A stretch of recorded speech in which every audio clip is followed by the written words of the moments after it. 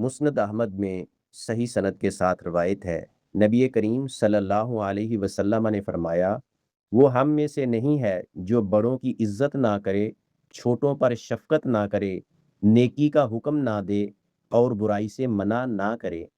اس حدیث کا مفہوم یہ ہے، اسلام میں بڑوں کا احترام اور چھوٹوں سے شفقت ایمان کے حسن کا حصہ ہے۔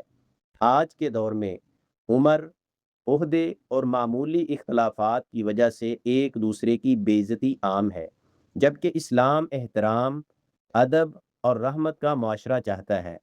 اسی طرح نیکی کی دعوت اور برائی سے روکنا صرف علماء کی ذمہ داری نہیں، بلکہ ہر شخص اپنی استطاعت اور حکمت کے مطابق اس فریضے میں حصہ دار ہے۔ اچھا مسلمان صرف اپنی اصلاح نہیں کرتا، بلکہ اپنے اخلاق، رویے اور خیر خواہی سے پورے معاشرے کی اصلاح کا ذریعہ بنتا ہے۔